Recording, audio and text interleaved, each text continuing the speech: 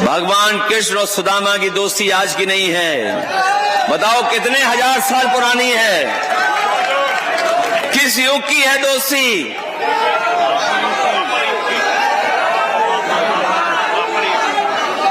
कब की है? कितने हजार साल पुरानी दोस्ती है। और दोस्त हम लोग ऐसे भी होते हैं कि परवाह नहीं करते हैं किसी चीज की। जिन्होंने महाभारत पढ़ी होगी, जिन्हें जानकारी होगी पूरे, आप हमारी पौराणिक हमारी व्यवस्था की, उन्हें पता होगा कि दुनिया में ऐसी दोस्ती किसी के बीच नहीं है। अगर कोई दूसरा उदाहरण हो पूरे धरती पे तो हमें बता दो। कृष्ण और सुदामा का कोई दूसरा उदाहरण हो तो बता दो। इसे समाजवादी पार्टी को जब भी मौका मिला है, हम लोगों ने सम्मान देने का काम किया है। लोग पीडीए की बात करते हैं और पीडीए की नई नई परिभाषा बनाते हैं। जब से पीडीए से वो लोग हारे हैं, तब से पीडीए की नई नई परिभाषा बना रहे हैं वो लोग। लेकिन वो लोग भूल गए हैं, पीडीए में पीडी पंडित का ही शुड फॉर्म है। जो लोग पीडीए की परिभाषा समय समय पर दूसरी बनाते हैं, वो जान लें कि पीडीए में पीडी जो है वो पंडित का शॉर्ट फॉर्म है। और जितनी पीड़ा दोगे, पीड़ा बढ़ाओगे, उतना ही पीडी और मजबूत दिखाई देगा। आज सबसे बड़ा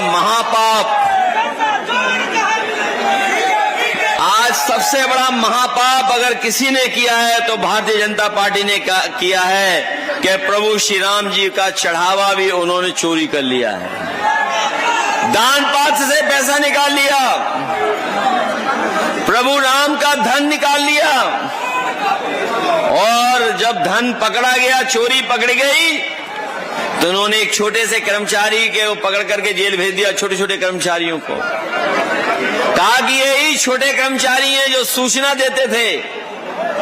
और क्या आरोप लगाया उन्होंने? जाति को लेकर के आरोप लगा दिया।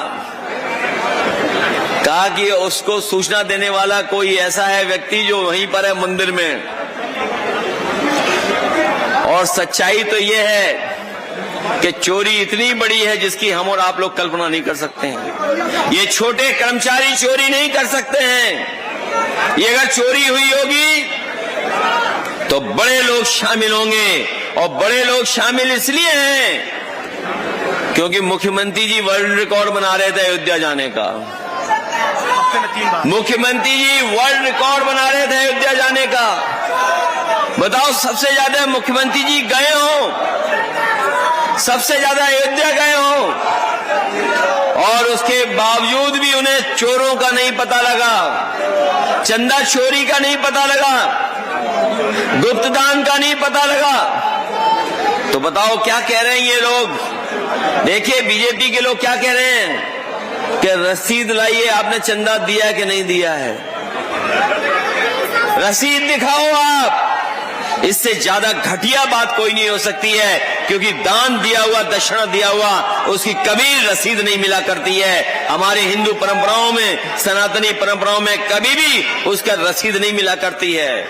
उन्हें रसीद इसलिए याद आ रही है कि एक रसीद घोटाला भी वहां डीसीएम है, नकली रसीद छपाया था। एक नकली रसीद घोटाला करने वाले भी उस सरकार में हैं।